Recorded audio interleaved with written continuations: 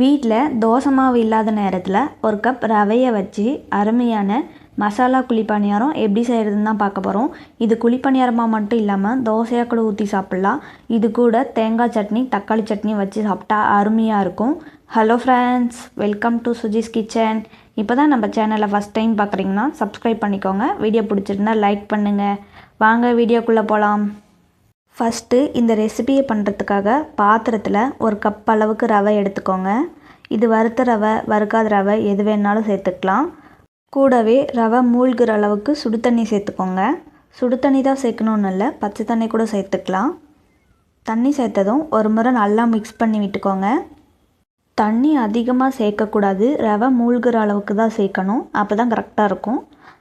தண்ணி சேர்த்து நல்லா மிக்ஸ் பண்ணதும் ஒரு அரை மணி நேரம் ரவையை ஊற வச்சு எடுத்துக்கலாம். பாருங்கள், இந்தளவுக்கு நல்லா ரவை சாஃப்டாக ஊறி வந்திருக்கு.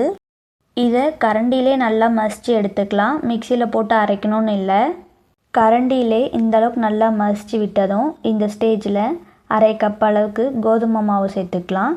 எந்த கப்பில் ரவை எடுத்தீங்களோ அந்த கப்பில் அரை கப் அளவுக்கு சேர்த்துக்கோங்க. தண்ணி சேர்த்து நல்லா தோசை மாவு பதம் வர வரைக்கும் கலந்து விட்டுக்கோங்க. இந்த ரெசிபியை மார்னிங் பிரேக்ஃபாஸ்ட்டுக்கு, லஞ்ச் பாக்ஸுக்கெலாம் செஞ்சு கொடுத்தீங்கன்னா கொஞ்சம் கூட மிச்சம் வைக்க மாட்டாங்க, அவ்வளோ டேஸ்ட்டாக இருக்கும். பாருங்கள், இந்தளவுக்கு நல்லா தோசை மாவு பதத்துக்கு மிக்ஸ் பண்ணதும் இதில் வெஜிடபிள்ஸும் மசாலாவும் ஆட் பண்ணிக்கலாம். ஒரு மீடியம் சைஸ் கேரட்டில் பாதி அளவுக்கு துருவியும் சேர்த்துக்கலாம், கட் பண்ணியும் சேர்த்துக்கலாம். நான் கட் பண்ணி தான் சேர்த்துருக்கேன். கூடவே அரை தக்காளியை இது போல் பொடி பொடியாக நறுக்கி சேர்த்துக்கோங்க. ஒரு மீடியம் சைஸ் பெரிய வெங்காயத்தில் பாதி அளவுக்கு கட் பண்ணி சேர்த்துக்கோங்க. ஒரு கைப்பிடி அளவுக்கு மல்லித்தழையை பொடி பொடியாக நறுக்கி சேர்த்துக்கோங்க.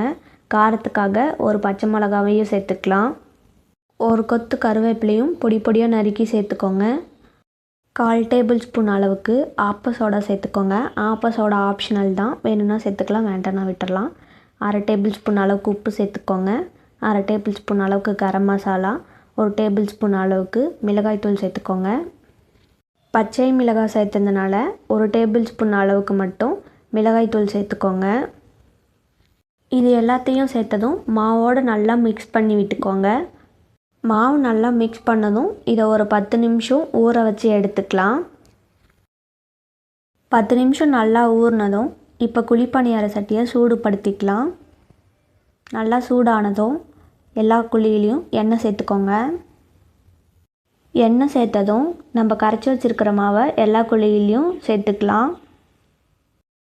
இது குழிப்பணியாரமாக மட்டும் இல்லாமல் அடை, தோசை அது மாதிரி ஊற்றி கொடுங்க, மிச்சம் வைக்காமல் சாப்பிட்டு வருவாங்க. எல்லா குழியிலையும் மாவு சேர்த்ததும் இது ஒரு 5 நிமிஷம் மூடி போட்டு மீடியம் ஃப்ளேம்லே ஒரு பக்கம் வேக வச்சு எடுத்துக்கலாம். 5 நிமிஷம் ஆனதும் ஒரு பக்கம் நல்லா வெந்து வந்திருக்கும். வெஜிடபிள்ஸும் ஓரளவுக்கு தான் நல்லா வெந்து வந்திருக்கும். அதனால் திருப்பிக்கலாம். திருப்பி போட்டு இன்னொரு 5 நிமிஷம் மூடி போட்டு நல்லா வெந்து வர வரைக்கும் வேக வச்சு எடுத்துக்கலாம்.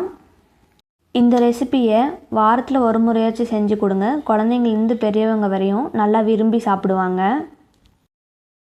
பணியாரம் 2 பக்கமும் நல்லா வெந்து வந்திருக்கு. இதை வேறு பிளேட்டில் மாற்றி எடுத்துக்கலாம். அவ்வளோதாங்க, ஈஸியான மசாலா குழி பணியாரம் ரெடி. நீங்களும் வீட்டில் இதே மாதிரி ஸ்டைலில் ட்ரை பண்ணி பாருங்கள். ட்ரை பண்ணி பார்த்துட்டு எப்படி வருதுன்னு மறக்காமல் கமெண்ட் செக்ஷனில் கமெண்ட் பண்ணுங்கள். கூடவே கீழே இருக்கிற பெல் ஐக்கானையும் கிளிக் பண்ணுங்கள்.